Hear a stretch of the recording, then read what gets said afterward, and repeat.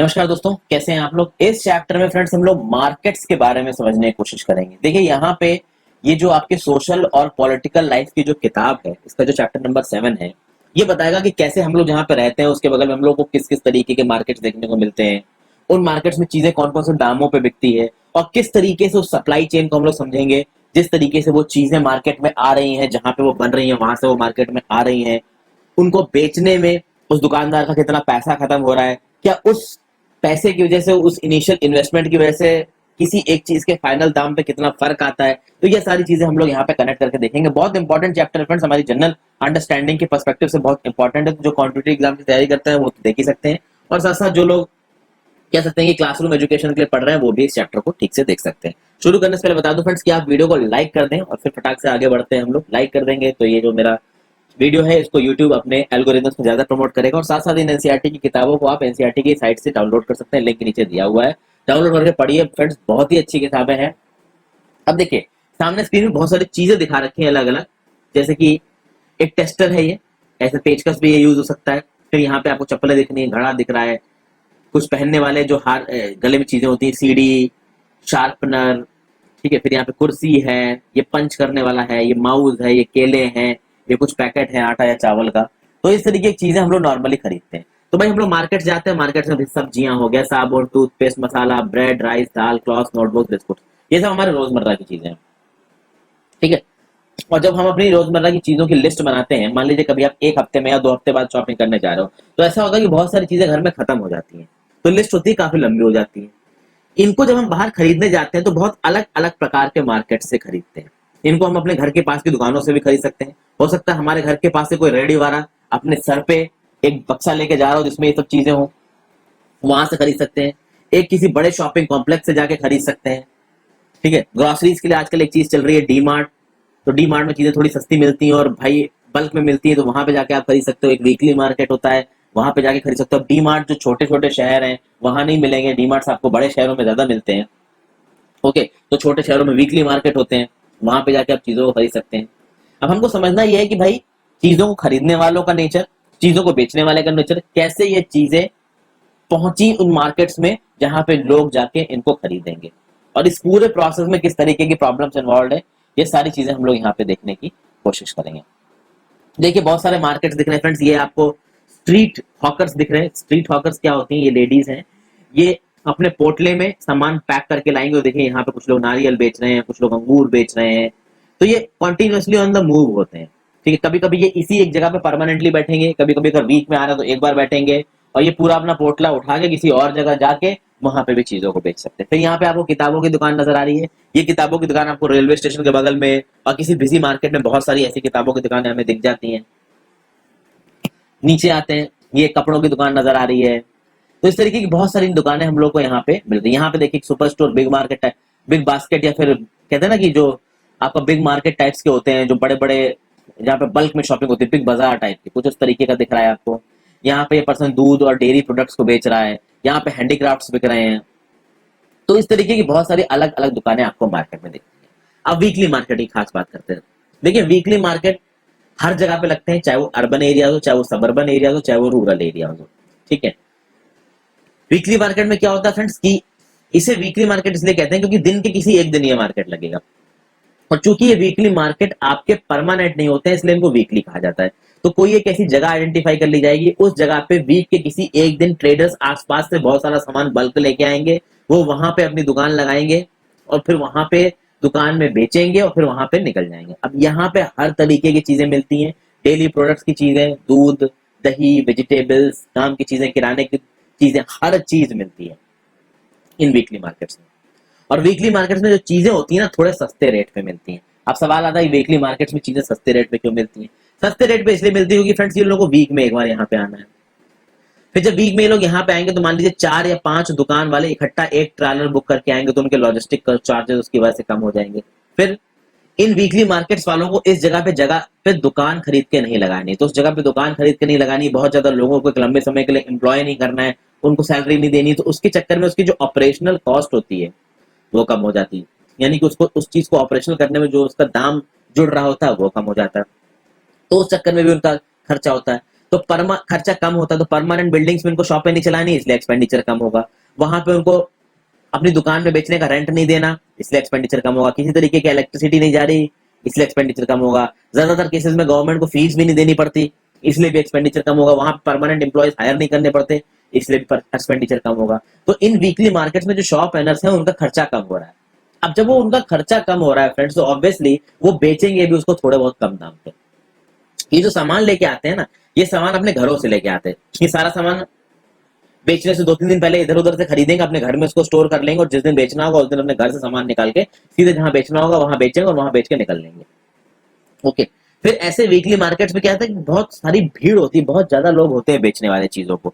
तो ऑब्वियसली बात है, वहां पे जो रेट्स होंगे ना बहुत रीजनेबल होंगे। अगर आप लो मत बोलो उनको, तो वो रीजनेबल होंगे। यानी भी कोई भी एक ऐसा सेलर नहीं हो सकता जो वहां पे मोनोपोली के साथ चीज महंगी बेचे। वो रीजनेबल रेट पे बेचेगा चीजों को। क्यों? क्योंकि कंपटीशन है। मान लीजिए एक वेजिटेबल वाला टमाटर 40 रुपए किलो बेच रहा है, और वो 40 रुपए किलो अगर ज्यादा है, तो कोई भी बायर अगले एक सब्जी वाले के पास जाके वहां पे 30 या 35 रुपए में टमाटर खरीद सकता है। तो यहाँ पे जो लोग बेच रहे हैं वो रेट्स को थोड़ा कॉम्पिटेटिव रखते हैं। तो आप रेट को चार्ज ज्यादा हाई नहीं कर सकते हो, क्योंकि बार्गेनिंग अपॉर्चुनिटीज बहुत ज्यादा होती है। ओके, तो ये सब चीजें हैं फ्रेंड्स। और चूंकि ये वीकली मार्केट हफ्ते में एक बार बनते हैं, वहां पे इतने अलग अलग तरीके के लोग आते हैं कि आपकी सारी रिक्वायरमेंट्स वहां पूरी हो जाती है। चाहे ग्रोसरीज हो, वेजिटेबल, क्लॉथ, बर्तन लेने हो, कुछ भी लेना हो, आपको सब कुछ मिल जाएगा यहाँ पे। और जब वीकली मार्केट्स लगते हैं ना, इन वीकली मार्केट से बहुत दूर दूर से भी लोग आते हैं चीजें लेने के लिए। नॉर्मली देखोगे फ्रेंड्स कि बहुत जगहों पे क्या होता है कि घरों के पास तो दुकानें होती हैं किराने की, बट उन किराने की दुकानों पे सामान महंगा मिलता है। वो देखेंगे शॉप्स इन द नेबरहुड। तो क्या करेंगे कि वो हफ्ते में एक बार वाले मार्केट में जाके चीजों को लेने को प्रेफर करेंगे, क्योंकि वहां पे उनको चीजें थोड़ी सस्ती मिल जाएंगी। यहाँ पे एक एग्जांपल दे रखा है भाई, समीर है यहाँ पे एक इंसान, he is a seller of clothes. Sameer एक स्मॉल ट्रेडर है एक वीकली मार्केट में। भाई वो कपड़े खरीदता है एक बड़े ट्रेडर से टाउन में, और उनको 6 अलग अलग मार्केट्स में बेचता है। ओके, जो उसके साथ जो दूसरे क्लॉथ सेलर से वो ग्रुप में चलेंगे, उन्होंने एक मिनी वैन हायर कर रखी है इसके लिए। उसके कस्टमर्स जहां पे वो बेचता है वीकली मार्केट में, वहां से भी आते हैं।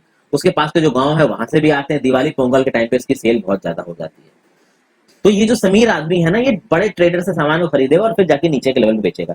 ये जो बड़े ट्रेडर से सामान खरीदता है ना, वो बल्क में खरीदता है, क्योंकि बड़े ट्रेडर्स रिटेल कस्टमर्स को 1 मीटर कपड़ा या 2 कपड़ा मीटर नहीं बेचते। जो बड़े ट्रेडर्स होते हैं बल्क में क्वांटिटीज को बेचते हैं।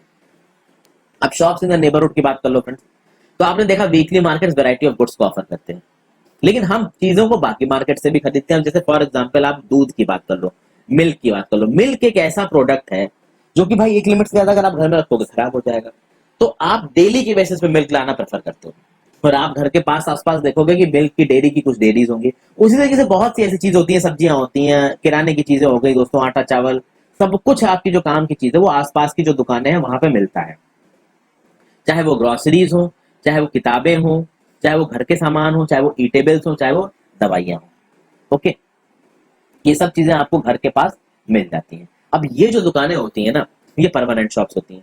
कुछ रोड स्टाइल स्टॉल्स हो सकते हैं, जैसे कि रेडी वाला होता है, फ्रूट बेचने वाला होता है। आप देखते हो कि घर के अगल में एक थाली, एक ठेले पे वेजिटेबल लगा के ये वेजिटेबल्स हॉकर्स बेचने आते हैं। तो इस तरीके से आपको दुकानें मिलेगी। तो ये जो नेबरहुड में आपकी दुकानें होती है ना, यहाँ पे आपको सामान वीकली मार्केट जितना सस्ता नहीं मिलेगा, लेकिन ये बहुत कन्वीनियंट है।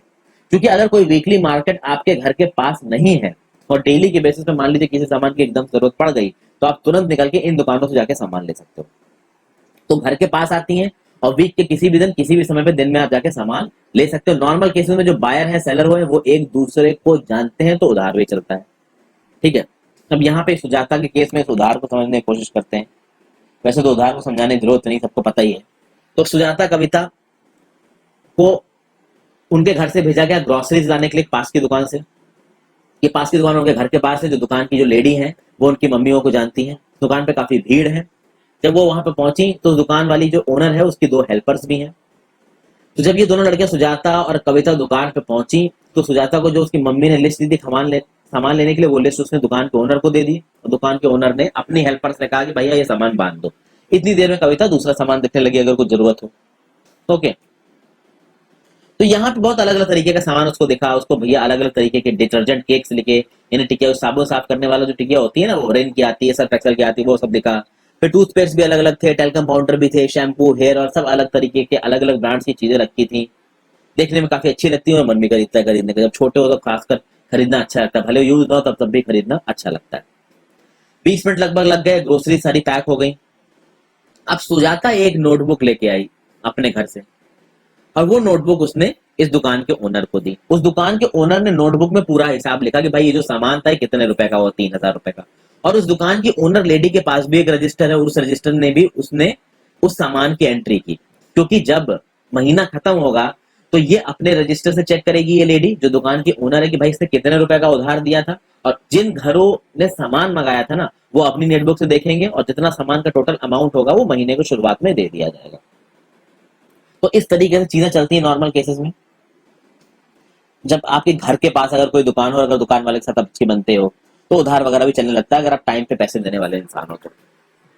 समझ गए? तो यहाँ पे एक इस तरीके का आपको सेलर समझ में आया। अब वीकली मार्केट में ये नहीं हो सकता। वीकली मार्केट में जाओ और वीकली मार्केट में जाके आप बोलो कि भाई अगले वीक में जब आप आओगे तब मैं इस खरीदे हुए सामान का पैसा दे दूंगा, तो वीकली मार्केट वाला आपको सामान नहीं देगा। वहां डेली डेली का हिसाब होता है, चीजें बिकती हैं, खत्म होती हैं चीजें। ओके। जो हमारे घर के पास दुकानें हैं, कुछ परमानेंट दुकानें हैं, उन्होंने दुकान खड़ी कर रखी होगी, वहीं पे रहते होंगे, वहीं पे अपना धंधा करते होंगे। ओके। कुछ लोग हैं जो रोड साइड होते हैं, तो मतलब सब्जी वाली रेडी कभी कभी आपकी कॉलोनी में आई और कभी कभी आपकी कॉलोनी में नहीं आई, तो इस तरीके की चीजें दिखती हैं। तो ये एक एक्सपीरियंस हो गया। अब कविता सुजाता का एक और एक्सपीरियंस देखते हैं। कविता सुजाता एक 5 फ्लोर के शॉपिंग मॉल में गए। शॉपिंग मॉल आज की डेट में बहुत कॉमन साइट हो गया। ठीक है। वहां पे जब अंदर घुसे तो उन्होंने देखा भाई सब कुछ ग्लास का चमचमाता हुआ है, कितनी सफाई है, कितनी अलग अलग तरीके की शॉप्स है, ब्रांडेड शॉप्स हैं, लिवाइस के शोरूम दिख रहे हैं आपको। ठीक है। शॉपर से स्टॉप नजर आ रहा है, आइसक्रीम, बर्गर, पिज्जा सब कुछ दिख रहा है, अलग अलग तरीके के फुटवेयर, बुक शॉप सब दिख रहे हैं। जब वो वहां पे सामान को देख रहे हैं तो हर तरीके का जो सामान है वो ब्रांडेड लग रहा है। और जब वो सामान को देख रहे हैं तो उस सामान का जो दाम है ना वो बहुत ज्यादा है। कि मान लीजिए सुजाता ने कोई टी शर्ट देखी, और उस टी शर्ट पे जब उसने वहां पे दाम देखा तो 3,000 रुपए था। 3,000 से कम की तो उनको कोई चीज मिल ही नहीं रही। वही टी शर्ट सुजाता को उस वीकली मार्केट में 500 रुपए की मिल सकती है, वही या उसके जैसी। अब आप ये तो नहीं कह सकते कि भाई जो लिवाइस के कपड़े होते हैं या रैंगलर के जो कपड़े होते हैं, ठीक है, इस तरीके के जो आपके ब्रांड्स होते हैं इनके कपड़े वीकली मार्केट में बिकेंगे, ये तो नहीं बोला जाएगा। लेकिन फिर भी वीकली मार्केट में आपको रीजनेबल कपड़े रीजनेबल दामों में मिल जाते हैं। लेकिन ब्रांडेड मॉल्स में अगर आप इन ब्रांड्स को जाके खरीदोगे तो वो अक्सर कर बहुत महंगी मिलती है। आजकल तो ऑनलाइन शॉपिंग का जमाना है, ऑनलाइन पे चीजें सस्ती मिलने लगी हैं, बट मॉल में अक्सर कर चीजें बहुत ज्यादा सस्ती नहीं मिलेंगी। तो ये भी एक तरीके का मार्केट है। और ये जो शॉपिंग कॉम्प्लेक्स है, शॉपिंग मॉल्स है, ये वीकली मार्केट से किस तरीके से अलग है? देखिए भाई, अब तक हमने वीकली मार्केट्स को देखा जहां पे हफ्ते में एक बार जाके चीजें सस्ते मिलानी है। अपने घर के बगल में जो मार्केट है, दुकानें हैं, रेडी वाले हैं, छोटे छोटे फुटपाथ पे जो लोग बैठते हैं, इनको देखा। आजकल की डेट में जो शॉपिंग का ट्रेंड आ गया वो शॉपिंग कॉम्प्लेक्सेस में आ गया। अर्बन एरियाज में भाई बड़े बड़े मॉल खुल गए हैं। अगर आप कभी नोएडा साइड गए हो, दिल्ली साइड पे गए हो, तो वहां पे देखोगे सेंटर स्टेज मॉल, उसके जस्ट सामने ग्रेट इंडिया पैलेस, भैया बड़े बड़े मॉल हैं ये। तो यहाँ पे बड़ी बड़ी एयर कंडीशन बिल्डिंग है, बड़े बड़े फ्लोर्स हैं, इनके अंदर दुकानें लोगों ने किराए पर रखी हैं और उस किराए में अपना धंधा चला रहे हैं। अभी जो मॉल ओनर्स है ये क्या करते हैं, ये भाई अपनी जो दुकानें होते हैं वो अलग अलग ब्रांड्स को उधार पे देते हैं। तो जैसे शॉपर स्टॉप ने पूरा का पूरा एक बहुत बड़ा सेक्शन ले रखा है किसी एक मॉल में। अब वो शॉपर स्टॉप वाला इस मॉल के ओनर को किराया देगा। फिर वहां पे यार देखिए वो एक कॉमर्शियल बिल्डिंग है, तो कॉमर्शियल बिल्डिंग में बिजली का बिल भी ज्यादा आता है, किराया भी उसका ज्यादा होता है, उसके जो खर्चे होते हैं वो बहुत ज्यादा होते हैं। तो जब ये शॉपर स्टॉप जैसे ब्रांड्स इतना खर्चा करके उस मॉल में एक दुकान लेंगे, तो जब वो कपड़े बेचेंगे तो क्या कपड़े सस्ते होंगे? ऑब्वियसली बात है, वो सस्ते नहीं होंगे, क्योंकि उस पूरे गेटअप को बनाने में, सॉरी उस पूरे सेटअप को बनाने में उनका अच्छा खासा पैसा खत्म हो रहा है। तो जब उस अच्छे खासे पैसे को वो खत्म हो रहा है, तो ऑब्वियसली बात है जो वो चीजें बेचेंगे वो भी ऑब्वियसली बात है महंगी होंगी। और मॉल्स में देखोगे तो चाहे वो ब्रांडेड चीज हो चाहे वो नॉन ब्रांडेड चीज हो, दोनों तरीके की चीजें मॉल्स में आपको रेगुलर वीकली मार्केट से महंगी ही मिलेंगी।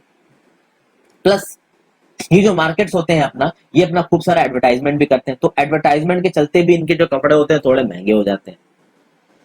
ठीक है। फिर the companies producing these products sell them through shops in large urban markets and at times through special showrooms. As compared to non-branded goods, fewer people can afford to buy these branded ones. खासकर जो branded कपड़े होते हैं वो branded कपड़े खरीदने बहुत मुश्किल हो जाते हैं नॉर्मल लोगों के लिए। नॉर्मल लोगों का क्या है कि वीकली मार्केट में गए, 200 रुपए 300 रुपए की अच्छी टी शर्ट खरीद ली, ठीक है। ब्रांडेड में लोग क्या करते थे कि पहले रैंगलर की भाई 3 टी शर्टें आती थी 600 रुपए में, मैं तो बहुत खरीदता था इनको, इस तरीके की चीजें खरीद ली क्योंकि सस्ती पड़ी। लेकिन अगर एक टी शर्ट अगर 1000 रुपए की होगी तो एक आदमी सोचेगा, अगर वो पैसे एक लिमिट में कमा रहा है तो, ठीक है। तो शॉपिंग कॉम्प्लेक्सेस आपकी बाकी मार्केट से कैसे हुए ये हमने देखा। अब हम मार्केट्स की चेन को समझते हैं, और चेन को हम समझते क्या समझेंगे कि भैया सामान किस तरीके से उस फाइनल प्लेस ऑफ सेलिंग पे आ रहा है, ठीक है। तो अलग अलग तरीके के हमने मार्केट्स देख लिए जहां से हम लोग सामान खरीदते हैं। आपका शॉपिंग कॉम्प्लेक्स देखा, वीकली मार्केट देखा, और आपका नेबरहुड का मार्केट देखा। इसके जैसे कुछ और छोटे मोटे बड़े मार्केट्स होते हैं, जैसे विशाल मेगा मार्ट हो गया, बिग बाजार हो गया, डी मार्ट हो गया, अलग अलग चीजें हैं, वो आप समझ ही सकते हैं, आपके कह सकते हैं कि विसिनिटी में, नेबरहुड में आपने देखी होंगी। अब देखिए, आपको क्या लगता है कि ये जो शॉप ओनर्स इन दुकानों में अपना सामान बेच रहे हैं, कहाँ से बेच रहे हैं। अब सामान है किराने का, ये कहाँ बनता है, ऑब्वियसली बात है फैक्ट्रीज में बनता है फ्रेंड्स। अगर खाने पीने की चीज हो तो फॉर्म्स, वेजिटेबल्स फॉर्म्स में ग्रो होंगे, ठीक है। अब जब कोई चीज फैक्ट्री में बनी या फार्म में ग्रो हुई, तो क्या आप फैक्ट्री और फार्म में खरीदोगे। मान लीजिए आप किसी फैक्ट्री ओनर के पास जाते हो, और मान लीजिए ये जो फैक्ट्री वाला है वो बैग बनाता है, लेदर बैग्स बनाता है। अब अगर कोई एक इंडिविजुअल लेडी जाके फैक्ट्री ओनर से कहेगी भाई मुझे एक बैग लेना, तो फैक्ट्री ओनर उसको एंटरटेन नहीं करेगा क्योंकि वो बल्क में डीलिंग कर रहा है। फैक्ट्री ओनर एक ट्रेडर से डील करेगा, वो ट्रेडर भैया लॉट में बैग को खरीदेगा, 500 बैग 1500 बैग इकट्ठे खरीदेगा। वो ट्रेडर एक छोटे ट्रेडर को देगा उन बैग्स को, और वो छोटे ट्रेडर जाके अलग अलग मार्केट्स में उन बैग को डायरेक्टली बेचेंगे। तो इस तरीके से एक चेन बनती है। हम जो रिटेल कस्टमर्स है, जो एंड में सामान को खरीदते हैं, यानी 1 किलो प्याज खरीद लिया, 2 किलो चीनी खरीद ली, एक लेदर बैग खरीद लिया, ठीक है। अब हम जैसे लोग जाके 10 लेदर बैग थे ना खरीदेंगे, एक बैग खरीदेंगे। तो उस एक बैग को खरीदने के लिए हम छोटे से मार्केट में जाते हैं, तो हम बन जाते हैं क्या, हम बन जाते हैं रिटेलर। उसी तरीके से जो बड़ी फैक्ट्रीज होती है, बड़े फार्म्स होते हैं, ये फार्म्स भाई ये नहीं चाहते हैं कि कोई एक रिटेलर आके उनसे खरीदे, या कोई स्मॉल क्वांटिटीज में खरीदने वाला आदमी उनसे आके खरीदे। यानी 1 किलो वेजिटेबल कोई फार्म ओनर आपको नहीं बेचेगा, एक प्लास्टिक मग कोई मग की फैक्ट्री बनाने वाला ओनर आपको नहीं बेचेगा, वो बल्क में उन चीजों को बेचेगा।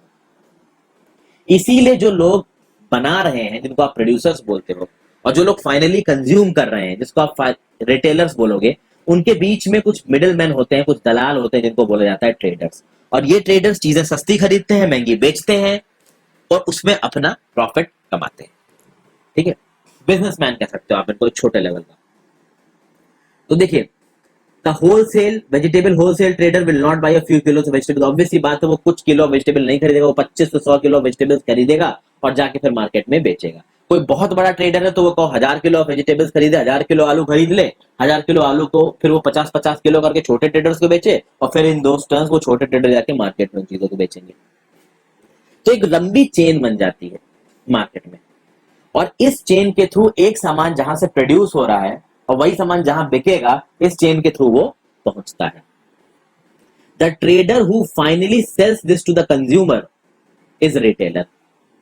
ओके, अच्छा एक चीज और फ्रेंड्स, रिटेलर हो सकता है बीच में मैंने थोड़ा बोलने में गलती कर दी हो, जो लास्ट ट्रेडर इस चीज को बेचेगा उसको बोलेगा the trader who finally sells this to consumer. हम जब चीज खरीद रहे हैं तो हम कंज्यूमर हुए, और हम जिससे खरीद रहे हैं वो रिटेलर हुआ। मतलब इस चेन में जो आखिरी बेचने वाला है वो रिटेलर हुआ।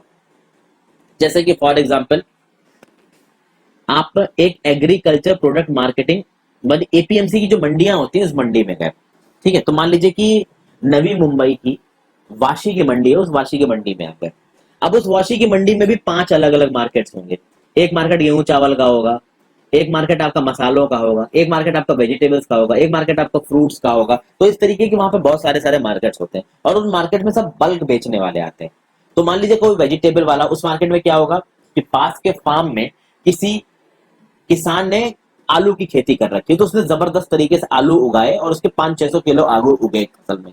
अब वो 500-600 किलो आलू या तो उस किसान के पास पैसा होगा तो वो वैन लेके इस मंडी में बेचने आएगा, नहीं तो कोई दूसरा मिडलमैन उस आलू जिसने प्रोड्यूस किए किसान से उसको आलू खरीदेगा, वैन में पैक करेगा और एपीएमसी मंडी में लेके आएगा। अब इस एपीएमसी मंडी में आलू बिकेंगे, तो उसके पास वो 600 किलो जो आलू बने, वो 600 किलो का एक लॉट है। अब वो लॉट, और फिर और भी बहुत सारे लोग आलू बेचने आए होंगे इस वाशी की एपीएमसी मंडी में, तो वो आलू इकट्ठा होगा, फिर अलग अलग जगहों पे वो आलू बिकना शुरू होगा। इनकी बोलियां लगती हैं, ठीक है ना। फिर वो आलू लॉट में बिकेगा। तो मान लीजिए कोई दूसरा ट्रेडर आया, उस दूसरे ट्रेडर ने 300 किलो आलू खरीद लिया। अब वो दूसरा 300 किलो आलू वो अपनी लोकेलिटी में लेके गया। उस लोकेलिटी में 4-5 सब्जी रेडी वाले हैं, वो रेडी वाले आए और किसी रेडी वाले ने 50 किलो, किसी रेडी वाले ने 40 किलो, किसी रेडी वाले ने 60 किलो आलू इस ट्रेडर से खरीद लिया। फिर मान लीजिए एक रेडी वाला जिसने 60 किलो आलू खरीदा है, वो 60 किलो वाला फाइनली उस अपनी रेडी को लेके मार्क अपने किसी कॉलोनी में घूम रहा है, कॉलोनी में वहां पे लोग उससे आलू खरीद रहे हैं। तो वो जो लास्ट इन चेन है ना, जो ट्रेडर, जो सेलर लास्ट इन चेंज होगा, उसको आप बोलोगे रिटेलर। ओके, तो the trader who finally sells to this consumer is retailer. और ये ट्रेडर वीकली मार्केट का भी हो सकता है, हॉकर भी हो सकता है, एक शॉपिंग कॉम्प्लेक्स में, एक शॉप में भी हो सकता है, आपके नेबरहुड में कहीं भी हो सकता है। तो ये होता है रिटेलर। अगर पहले कहीं गलती से स्लिप ऑफ टंग हो गया हो तो उसके लिए सॉरी। आगे चलते हैं, इसको कुछ एग्जांपल से समझते हैं। हर सिटी में भाई होलसेल मार्केट्स होते हैं। यहाँ पे पहले, अभी तो मैंने होलसेल मार्केट को आपको पूरा एग्जांपल दे दिया, तो वही चीज है। यहाँ पे पहले गुड्स आएंगे, फिर दूसरे ट्रेडर्स को होंगे, फिर वो ट्रेडर्स जाके दूसरे ट्रेडर्स को बेचेंगे, और फाइनली एक रिटेलर होगा जो फाइनली जाके गुड्स को कंज्यूमर के पास बेचेगा। तो बहुत सारे रिटेलर्स अलग अलग हो जाते हैं। ओके, और पूरी चेन बन जाती है। जब हम कोई चीज को खरीदते हैं ना, तो हमको पता नहीं होता कि कितनी लंबी चेन ऑफ मार्केट्स होती है जिसके थ्रू ट्रेवल करके ये गुड्स हम तक पहुंचे होते हैं। अब यहाँ पे आफ्ताब की कहानी है, इस कहानी को भी एक बार देख लेते हैं। Aftab the wholesaler in the city. Aftab एक होलसेल ट्रेडर है जो बल्क में परचेज करता है। तो उसका बिजनेस लगभग 2 बजे शुरू होता है मार्केट में, जब वेजिटेबल्स मार्केट में पहुंचते हैं। एपीएमसी मंडी में सुबह 2 बजे वेजिटेबल्स पहुंच जाते हैं। ये वेजिटेबल्स दूर दूर से आ रहे होते हैं, दूर दूर के गाँव के पास में कोई गाँव है वहां पे आते हैं। ये जो वेजिटेबल्स है वो ट्रक्स में या बड़ी बड़ी गाड़ियों में आएंगे, और वहां पे फिर वेजिटेबल का ऑप्शन शुरू होगा, और उस ऑप्शन में आफ्ताब पार्टिसिपेट करता है। और इस ऑप्शन में वो वेजिटेबल्स खरीदेगा। मान लीजिए उसने 5 क्विंटल कॉलीफ्लावर खरीदा, 10 किलो प्याज खरीदा, तो 5 क्विंटल इसने गोभी खरीदा, 10 किलो प्याज खरीदा, 10 क्विंटल प्याज खरीदा। अब 5 क्विंटल गोभी और 10 क्विंटल प्याज इसने खरीद रखा है। ओके, 1 क्विंटल 100 किलो का है, तो 1000 किलो प्याज खरीद रखा है और 500 किलो इसने कॉलीफ्लावर खरीद रखा है। तो ऑब्वियस सी बात है, अब ये इनको छोटे छोटे हॉकर्स और शॉपकीपर्स को बेचेगा। ठीक है, तो यहां से ये जो चीज है, ये हॉकर्स और शॉपकीपर्स को बेचना शुरू करेगा। ये हॉकर्स और शॉपकीपर्स इसी एपीएमसी मंडी में सुबह 6 बजे के लगभग आते हैं, क्योंकि ये हॉकर्स और शॉपकीपर्स इस एपीएमसी मंडी से सामान खरीदेंगे सुबह, और फिर ये लेके निकलेंगे इसको बेचने के लिए अपनी अपनी कॉलोनीज में। तो इस एपीएमसी के मार्केट में भी बहुत सारे अलग अलग लेवल हैं। पहले एक पूरा बल्क विक्रेता होगा जो कि ऑक्शन में पार्टिसिपेट करके चीजें खरीदेगा, और फिर वो छोटे छोटे विक्रेताओं को बेचेगा। और इसमें काफी पॉलिटिक्स होती है दोस्तों, मतलब कुछ ऐसे बड़े यहाँ पे ऑक्शनियर्स होते हैं, विक्रेता होते हैं, जिन्होंने इस मार्केट को कैप्चर कर रखा है, तो जल्दी दूसरे को आने भी नहीं देते अपनी जगहों पे। हर जगह पे पॉलिटिक्स होती है, यहाँ पे भी उतनी होती है। तो देखिए, मार्केट्स हर जगह दिख रहे हैं। हमने अलग अलग तरीके के मार्केट्स देखे जहां पे अलग अलग वैरायटी के गुड्स और सर्विसेज बिकते हैं। ठीक है, ये मार्केट किसी एक स्पेशल लोकेलिटी में काम करते हैं, किसी पर्टिकुलर मैनर या टाइम पे काम कर सकते हैं। जरूरी नहीं है फ्रेंड्स, यहाँ पे एक और कंसेप्ट आ गया कि हर बार आपको चीज खरीदने के लिए किसी एक मार्केट में जाना पड़े। कभी कभी क्या होता है कि आप फोन पे ऑर्डर प्लेस कर देते हो या इंटरनेट पे ऑर्डर प्लेस करते हो, चीजें आपके घर पे आ जाती हैं। For example big basket. Big basket अपनी ऐप चला रहा है, बिग बास्केट की ऐप पे जाइए, अपने कार्ट में चीजें डालिए, बिग बास्केट आपके घर पे चीजें डिलीवर कर जाएगा। ओके, तो इस तरह की चीजें होती हैं। आजकल आपने देखा होगा बहुत सारी एप्स खुल गई हैं, उस एप्स में आप जाइए, आप लिखिए कि मुझे कंप्लीट ब्लड काउंट का टेस्ट कराना है। एक आदमी उस ऐप का आपके घर पे आएगा, आपका ब्लड सैंपल लेगा, उस ब्लड सैंपल को वो लेबोरेटरी में लेके जाएगा, लेबोरेटरी में आपका ब्लड का टेस्ट होगा। जब ब्लड की रिपोर्ट आएगी वो इंटरनेट पे अपलोड कर दी जाएगी, और आपको यूजर नेम पासवर्ड करके कहा जाएगा कि आप लॉग इन करके अपनी ब्लड रिपोर्ट देख सकते हैं। तो आप समझ रहे हैं ना कि चीजें कितनी ज्यादा टेक्निकल हो गई हैं। हर चीज को खरीदने के लिए, हर सर्विस को लेने के लिए आपको कहीं जाना पड़े, ये जरूरी नहीं।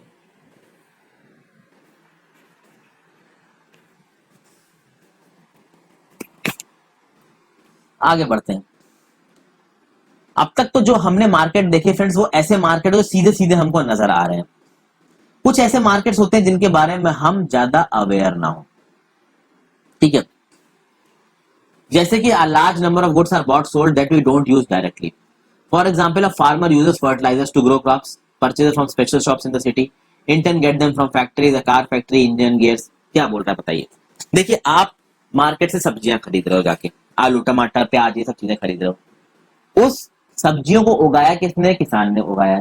उस सब्जियों को उगाने में किसान ने बहुत सारे इनपुट्स लगाए होंगे। वो इनपुट्स होते हैं आपके फर्टिलाइजर हो गए, पेस्टिसाइड्स हो गए, इंसेक्टिसाइड्स हो गए। कि नॉर्मल केस में आपको पेस्टिसाइड्स इंसेक्टिसाइड्स की जरूरत पड़ती है, नहीं होती है, बट फिर भी ये फर्टिलाइजर्स पेस्टिसाइड्स इंसेक्टिसाइड्स भी बिकते हैं। हालांकि इन दुकानों पे नॉर्मल लोग जल्दी जाते नहीं, अनटिल अनलेस आपके घर में कोई गार्डन हो और आप खुद खेती बाड़ी करने में इंटरेस्टेड हो, आगू आगू उगाने में इंटरेस्टेड हो, तो भले आप जाओगे ऐसी दुकानों पे। नहीं, नॉर्मली ये चीजें भी खरीदी बेची जाती हैं, बट इसमें हम लोग ध्यान नहीं देते क्योंकि ये उतनी नॉर्मल नहीं है हमारे लिए। फिर जब हम लोग, आपके पिताजी के पास कार होगी, आप जॉब करते होगे तो आपने खुद के लिए कार ली होगी, तो आपने तो कार लिया फाइनल प्रोडक्ट, लेकिन उस कार में बहुत इंजन लगा है, गियर लगा है, पेट्रोल टंक, एक्सल व्हील लगा हुआ है, ये अलग अलग कंपनी के हो सकते हैं। तो इन अलग अलग कंपनी, कार को फाइनली बनाने वाले ने हो सकता है इन प्रोडक्ट्स को अलग अलग कंपनी से खरीदा हो, तो वो भी एक मार्केट है। बट ऐसा मार्केट है जो हमको दिखता नहीं है, बट वो है। ओके, क्रेडिट कार्ड के इस्तेमाल से आज की डेट में लोग ऑनलाइन परचेज करते हैं, और क्रेडिट कार्ड ही क्यों, भारत पे, पेटीएम, एयरटेल पे, जाने कितने तरीके के तो पेमेंट मैकेनिज्म आ गए हैं, घर बैठे बैठे आप ऑनलाइन पे करते हैं। फिर मार्केट्स एंड इक्वालिटीज की बात करते हैं। हमने शॉप ओनर्स जो थे वीकली मार्केट में उनको देखा, जो शॉपिंग कॉम्प्लेक्स में थे उनको देखा, भाई बिल्कुल अलग अलग थे। शॉपिंग कॉम्प्लेक्स और वीकली मार्केट के जो शॉप ओनर्स है अलग है। शॉपिंग कॉम्प्लेक्स थोड़े ज्यादा स्टैंडर्ड हो जाएंगे, वीकली मार्केट थोड़े कम स्टैंडर्ड है। एक वीकली मार्केट वाला जो ट्रेडर है भाई, उसके पास कम मनी है, वो कम मनी पे काम करता है, लेकिन जो मॉल में शॉप ओन करके बैठा है उसके पास ठीक ठाक पैसा होगा स्पेंड करने के लिए। दोनों की कमाई भी अलग अलग होती है। वीकली मार्केट में जो ट्रेडर है हो सकता है वो कम प्रॉफिट कमाता हो, और ऑब्वियस बात है शॉपिंग मॉल में अगर कोई दुकान लेके बैठा है अगर, तो उसकी दुकान चल रही है तो भाई वो ज्यादा कमाता होगा। फिर एक और खास बात है कि वीकली मार्केट में जो चीजें बिक रही हैं उसको ज्यादा लोग खरीद सकते हैं। शॉपिंग कॉम्प्लेक्स में जो बिक रहा है उसको हर कोई नहीं खरीद पाएगा, उसको एक मिनिमम स्टैंडर्ड के लोग ही खरीद पाएंगे। ओके, तो ये तरीके से चीजें काम करती हैं। और मैंने आपको बताया कि शॉपिंग कॉम्प्लेक्स में चाहे ब्रांडेड चीज बिक रही हो चाहे अनब्रांडेड चीज बिक रही हो, वो महंगी क्यों होती है? ब्रांडेड चीज है तो जो ब्रांड है उसने अपनी ब्रांड की मार्केटिंग करने में बहुत पैसा खत्म किया है, तो ऑब्वियस सी बात है वो ब्रांड अपनी मार्केटिंग के पैसे भी अपनी कॉस्ट में जोड़ेगा। फिर वही ब्रांडेड शोरूम, जब एक ब्रांडेड कोई कपड़े वाला होगा, मान लीजिए वो शोरूम लेगा मॉल में, तो शोरूम पे काफी सारा पैसा खत्म करेगा, फिर वहां पे चीजों को बेचेगा, तो ऑब्वियसली बात उन चीजों का दाम बढ़ जाएगा। कुछ कुछ ऐसा अनब्रांडेड चीजों के लिए भी होता है शॉपिंग मॉल में, क्योंकि शॉपिंग मॉल में आपको दुकान खोलने में, बिजनेस सेटअप करने में पैसा तो ज्यादा लगेगा। अब जब पैसा ज्यादा लगेगा तो आपकी इनिशियल कॉस्ट बढ़ेगी, इनिशियल कॉस्ट बढ़ेगी तो आपको गुड्स की फाइनल कॉस्ट को बढ़ाना पड़ेगा अपना एक मिनिमम अमाउंट ऑफ मार्जिन रखने के लिए। देखिए शॉपिंग मॉल्स कुछ इस तरीके से दिखते हैं। जब कमाने लायक हो जाते हैं हम लोग जाके यहाँ से खरीदते हैं, नहीं तो छोटे में तो बस घूमते ही रहते हैं, जाके कहते हैं ना विंडो शॉपिंग टाइप की करते हैं। तो हमने देखा कि कैसे जब एक जगह पे कोई चीज प्रोड्यूस हो रही है वो दूसरी जगह पे कैसे पहुंच रही है। ओके, और जब चीजें एक लिमिट में बिकने लगती हैं तो इससे क्या होता है कि भैया प्रोडक्शन ज्यादा करो। जब चीज बिक रही, चीज की डिमांड हो तो प्रोडक्शन ज्यादा करो। जब प्रोडक्शन ज्यादा होगी तो भाई ज्यादा लोगों को अपॉर्चुनिटीज मिलेंगी अर्न करने के लिए, जॉब अपॉर्चुनिटीज ज्यादा पैदा होंगी। एक शर्ट की स्टोरी से ये जो अपॉर्चुनिटीज पैदा होती हैं डिमांड के बढ़ने से, वो कैसे इक्वल होंगी या इक्वल नहीं होंगी वो हम अगले चैप्टर में देखेंगे एक शर्ट के एग्जाम्पल के साथ। ये यहाँ पे दे रखा है। एक और सस्टेनेबल डेवलपमेंट गोल बता रखा है फ्रेंड्स, गोल नंबर 12, जिसको आप बोलते हो रिस्पॉन्सिबल कंजम्पशन एंड प्रोडक्शन। अच्छा, सस्टेनेबल डेवलपमेंट गोल्स को लागू कौन करता है? इसने इसको आप कह सकते हो कि फोर्सी किया है, तो ये है यूनाइटेड नेशंस डेवलपमेंट प्रोग्राम। पहले मिलीनियम डेवलपमेंट गोल्स थे, अब सस्टेनेबल डेवलपमेंट गोल्स है। तो यहाँ पे वीकली मार्केट के बारे में देखा, मॉल के बारे में देखा, होलसेल के बारे में देखा और चेन ऑफ मार्केट्स के बारे में देखा। एक ब्रीफ इन्फॉर्मेशन थी फ्रेंड्स, आई होप हल्का फुल्का आइडिया आपको लग गया हो। कॉम्पिटेटिव एग्जाम्स की तैयारी के लिए बस एक बार सुन लीजिए, समझ लीजिए, बस उतना इनफ है। कहीं पे अगर कोड करने को आ जाएगा तो कोड कर देगा, आपकी अंडरस्टैंडिंग में आएगा, काम आएगा। तो thank you for watching friends, video को लाइक जरूर कर दीजिएगा और बिना चैनल को सब्सक्राइब किए मत जाइएगा।